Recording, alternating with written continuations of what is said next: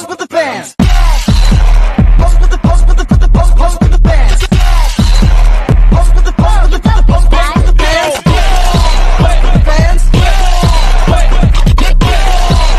Pose with the fans.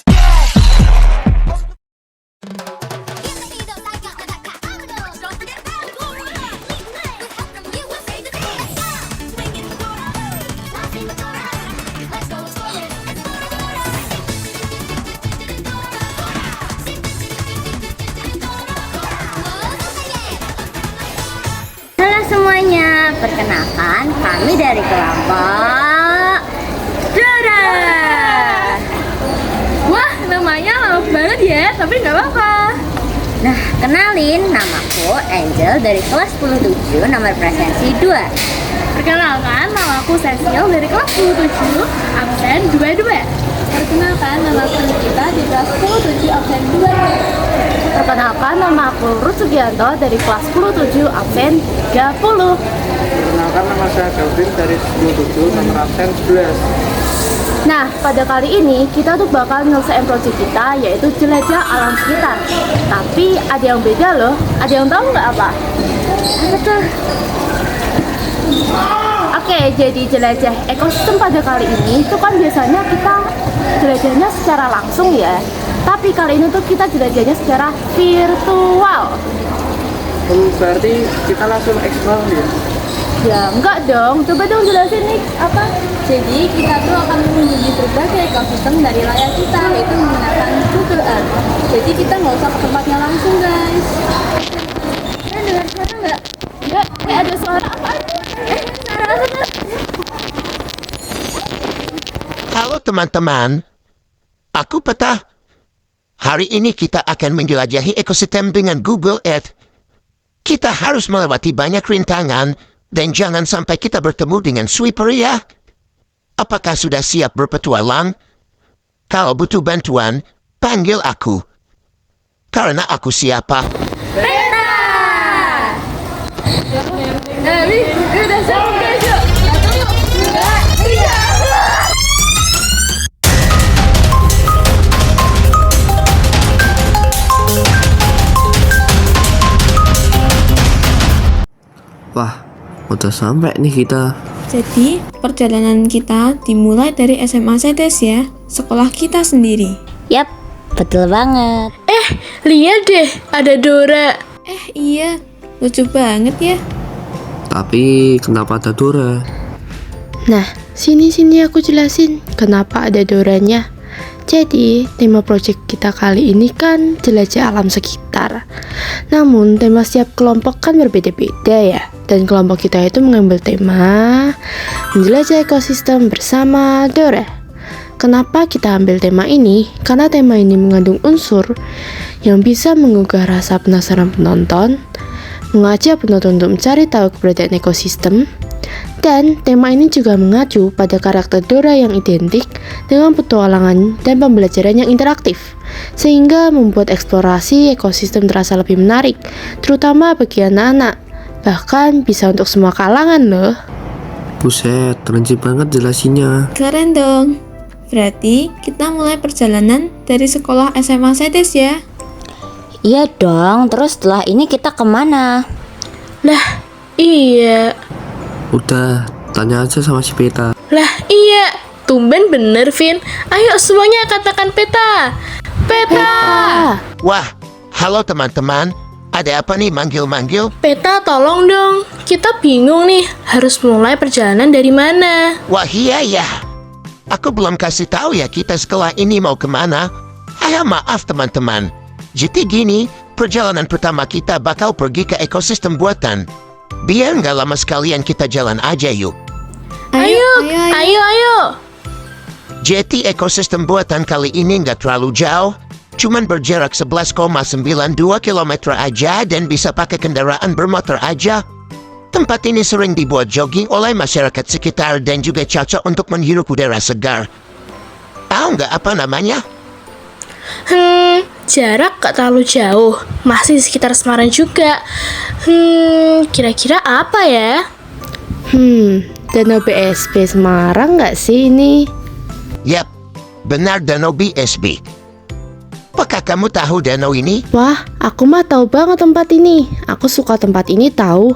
Banyak ekosistem yang bisa dipelajari di sini. Ih, jelasin dong. Oke, sini aku jelasin. Jadi, Danau BSD Semarang itu merupakan salah satu ekosistem buatan. Lokasinya itu ada sekitar South BSD City Lake, Pesantren, Mijen, Semarang City, Central Java. Nah, analisis komponen biotik dan abiotik yang aku temui itu lumayan banyak sih. Pertama, jenis biotik. Itu ada eceng gondok, teratai, ganggang, rumput, rusa, belalang, serangga air, burung, kadal air, ikan air tawar, kata, bakteri, dan plankton. Lalu yang kedua, jenis abiotik. Itu ada air, cahaya matahari, suhu udara, tanah, dan angin. Oke, sekarang aku bakal jelasin ya interaksi yang mungkin terjadi di Danau BSD Semarang.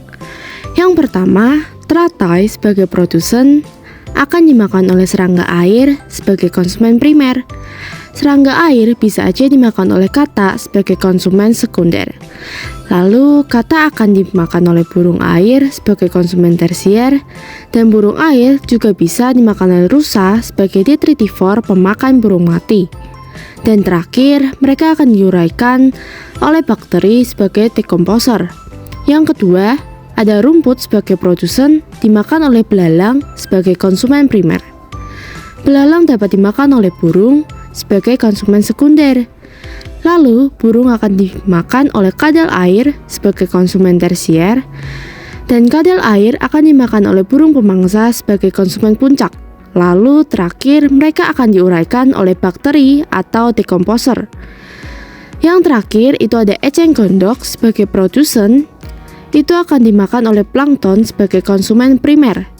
Lalu plankton dapat dimakan oleh ikan mas atau ikan air tawar sebagai konsumen sekunder. Ikan air tawar akan dimakan oleh kata sebagai konsumen tersier. Lalu kata dimakan oleh burung pemangsa sebagai konsumen puncak.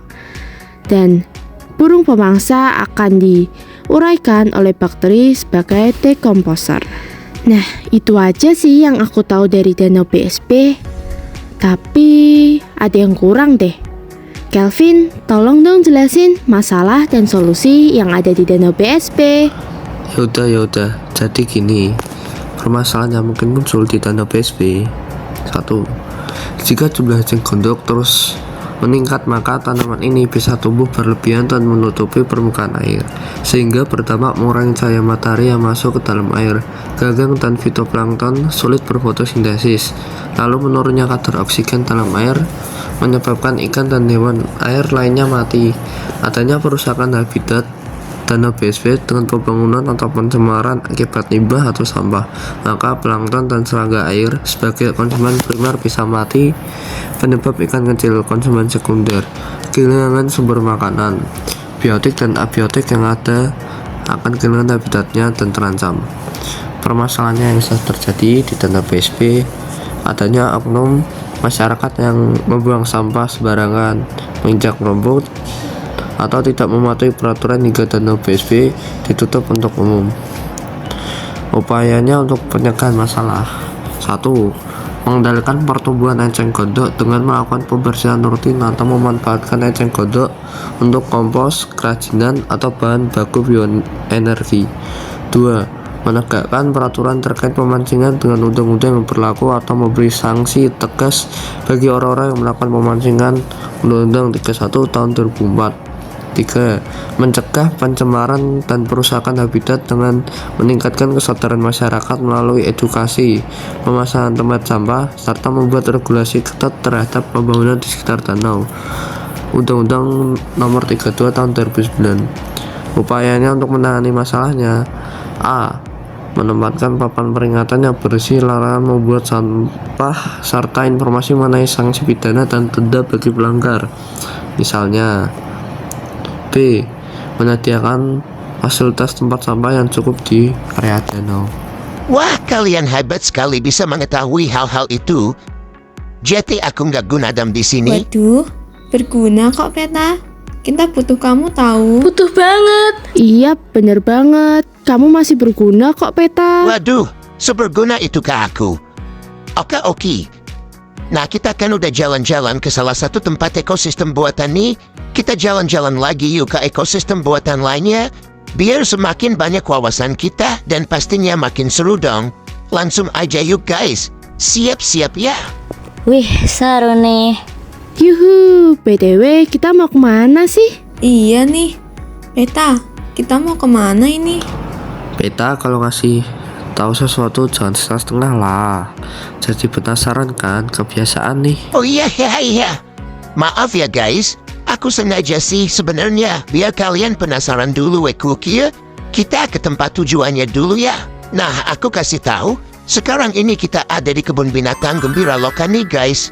Pada tahu kan? Jadi, Gembira Loka Zoo itu berlokasi di Jalan Kebun Raya nomor 2, Rejo Winangun, Kecamatan Kota Gede, Kota Yogyakarta, Daerah Istimewa. Analisis komponen biotik dan abiotik ada di sana ada ikan, burung, amfibi, mamalia, dan reptil.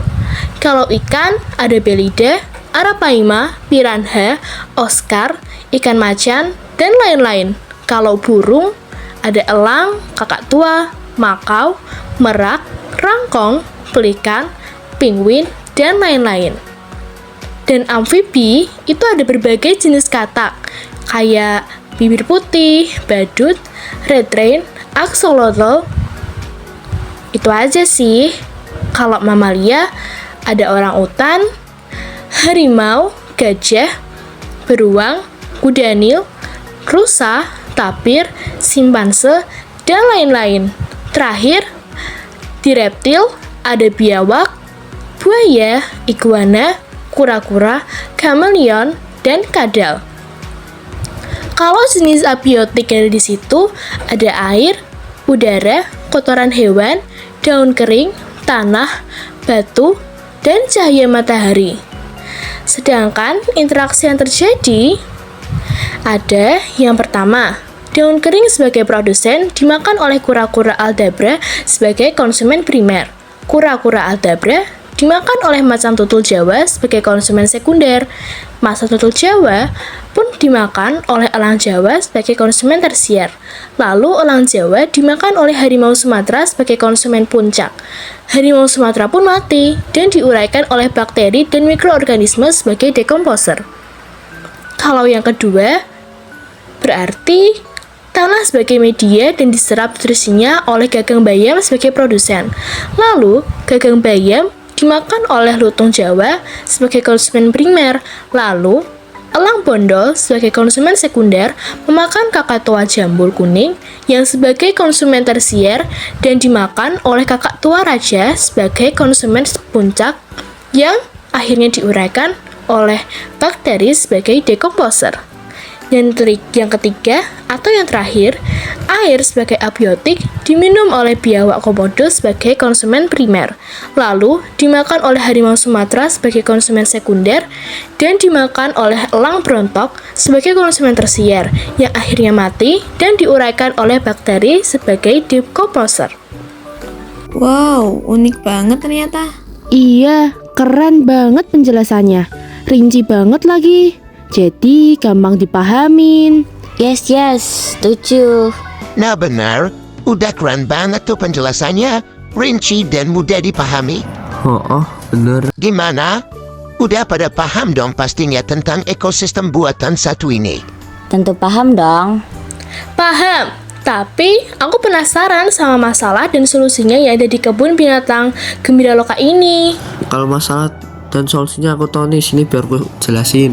Permasalahan yang mungkin muncul di Gembira Loka, jika populasi burung predator lebih banyak, maka populasi ikan, serangga, dan sebagian lainnya akan lebih sedikit.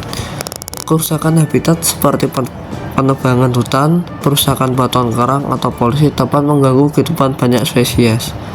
Penurunan jumlah spesies akibat perburuan, perdagangan ilegal, atau perubahan iklim dapat menyebabkan ketidakseimbangan dalam rantai makanan. Upayanya untuk pencegahan masalahnya yang ke-1, menjaga habitat alami dalam kebun binatang dengan membuat lingkungan yang menyerupai habitat asli hewan. Yang kedua, melindungi satwa dari perburuan ilegal dengan meningkatkan keamanan dan memperketat pengawasan terhadap perdagangan ilegal.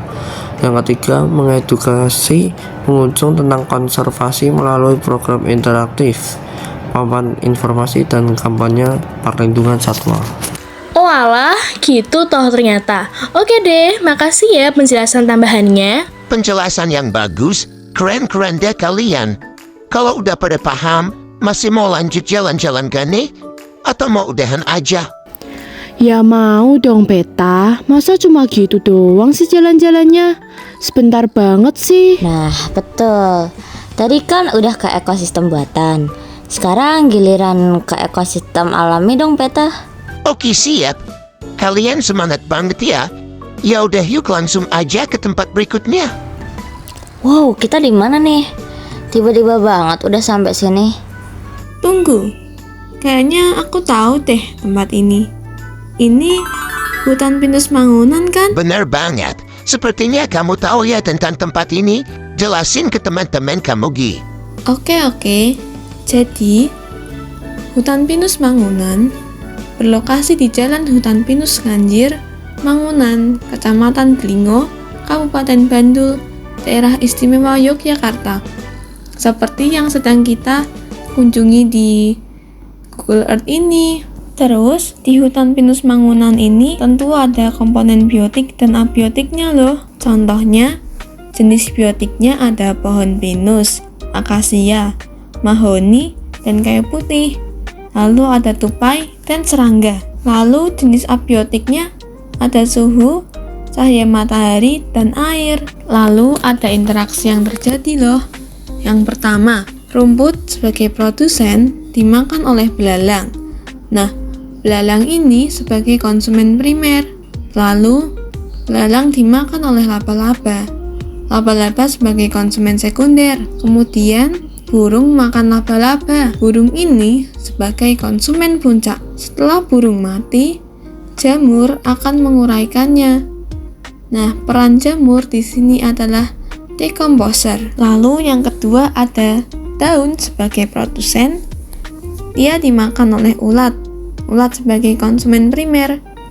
Lalu ulat dimakan oleh katak sebagai konsumen sekunder. Lalu katak dimakan oleh ular sebagai konsumen tersier. Nah, lalu ada bakteri yang bertugas untuk menguraikan ular dan perannya sebagai decomposer. Lalu yang ketiga, di sini juga ada simbiosis yang terjadi loh, yaitu simbiosis komensalisme. Simbiosis komensalisme sendiri artinya adalah simbiosis yang hanya menguntungkan salah satu organisme, sementara organisme yang lain tidak dirugikan dan tidak diuntungkan. Jadi gitu guys, gimana? Udah pada paham belum? Paham. Menarik juga ya tempat ini. Suasananya tenang, damai, asri juga. Nah, sip. Kalau udah pada paham. By the way, Vin, kamu kan ahlinya kalau disuruh jelasin tentang masalah dan solusinya. Kamu bisa nggak nih jelasin masalah dan solusinya yang ada di hutan pinus Mangunan ini? Wah, tentu bisa dong nih aku jelasinnya. Permasalahannya yang mungkin muncul di hutan pinus Mangunan. 1. Jika jumlah rumput berkurang maka populasi belalang, laba-laba, burung akan menurun. Yang kedua, kurangnya kesadaran manusia dengan membuang sampah sembarangan menyebabkan masalah yang serius bagi hutan seperti banjir dan sarang penyakit. Yang ketiga, kurangnya rasa peduli manusia terhadap alam, yakni melakukan penggundulan hutan tanpa reboisasi menyebabkan hutan mengalami kekeringan. Permasalahan yang sudah terjadinya hujan dan angin kencang, yang dimana hal ini membahayakan semua orang yang berada di kawasan hutan pinus Mangunan ini. Pengelola hutan pinus Mangunan di Bantul, Daerah Istimewa Yogyakarta akan melakukan tindakan preventif dengan menutup kawasan wisata tersebut serta memulangkan para wisatawan saat terjadi hujan lebat disertai angin kencang saat libur Natal dan Tahun Baru. Upayanya untuk pencegahan masalahnya Yang satu, menjaga keseimbangan ekosistem dengan mengawasi populasi serangga, burung, dan predator melalui studi ekologi dan pengendalian alami. Yang kedua, mencegah penggundulan hutan dengan menerapkan sistem reboisasi, mengedukasi masyarakat tentang pentingnya hutan dan memperketat regulasi terhadap aktivitas ilegal seperti penebangan liar. Yang ketiga, mencegah pencemaran hutan dengan menyediakan tempat sampah yang memadai, menerapkan sistem sanksi bagi pelanggar, serta melakukan kampanye kebersihan hutan. Undang-Undang Nomor 32 Tahun 2009 Perlindungan dan Pengelolaan Lingkungan Hidup, dan ada upaya untuk menangani masalahnya.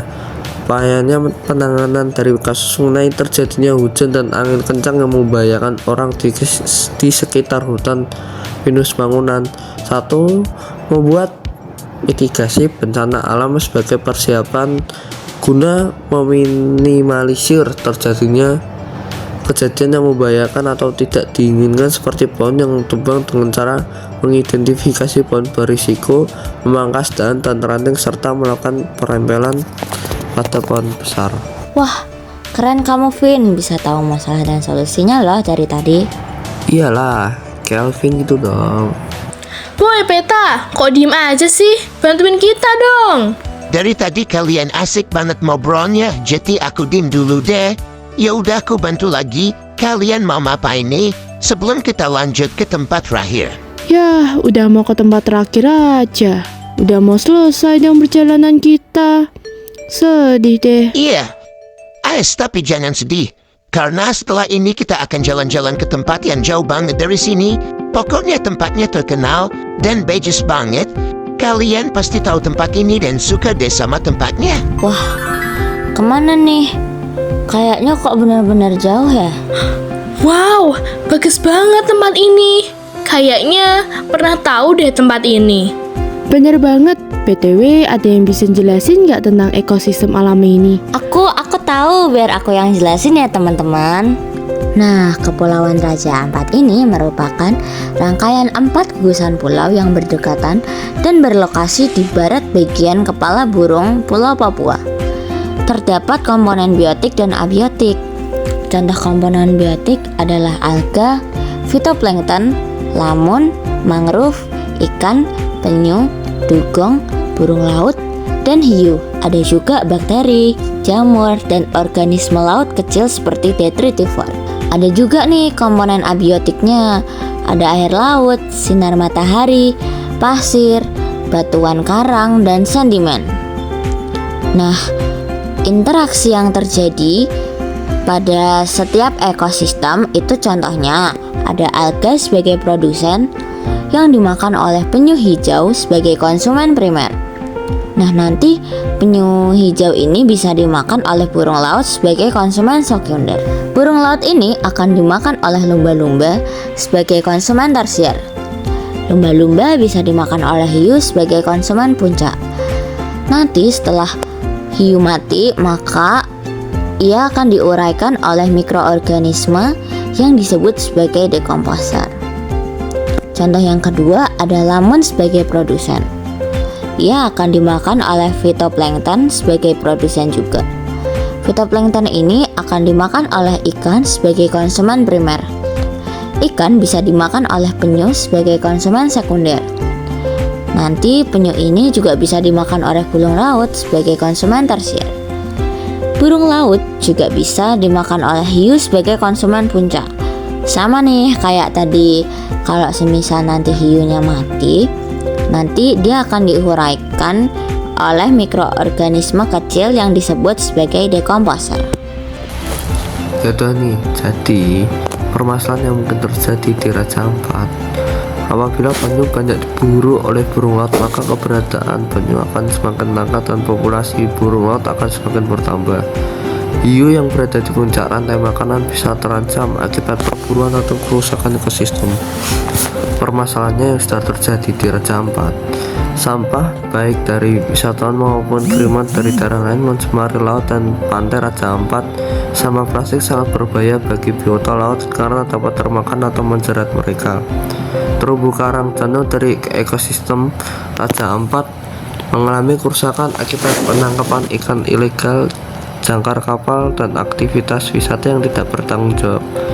Upaya untuk pencegahannya menjaga populasi penyu dengan patroli konservasi, penangkaran, dan pelarangan perdagangan telur atau daging penyu, melindungi hiu dan spesies lainnya dengan larangan perburuan, serta mengembangkan ekowisata berbasis konservasi, mencegah pencemaran laut melalui kampanye anti sampah plastik, penggunaan barang ramah lingkungan, dan pengelolaan limbah yang baik. Upaya yang sudah dilakukan, replantasi untuk memulihkan terumbu karang. Laporan ini membahas upaya replantasi terumbu karang sebagai langkah pemulihan kerusakan ekosistem laut di Raja Ampat. Ditekankan pentingnya intervensi segera untuk mencegah kerusakan lebih lanjut. Nah udah pada paham ya? Berhubung perjalanan kita sudah mau berakhir, Peta mau bilang terima kasih sama kalian udah mau jalan-jalan dan belajar bareng sama Peta. Kalian keren dan pintar semua. Aku bakal antar kalian balik lagi kok ke SMA Sedesa Pientia, sekolah kalian, yang berarti perjalanan kita kali ini sudah mau berakhir. Siap-siap ya, pegangan semuanya. Nah, perjalanan kita kali ini sudah berakhir nih. Kita udah sampai nih di sekolah kalian. Semoga apa yang telah kita pelajari kali ini bisa dipahami dan dimengerti dengan baik ya. Dan semoga dapat menambah ilmu juga untuk kalian. Aku izin pamit dulu ya. Dadah. Semangat teman-teman.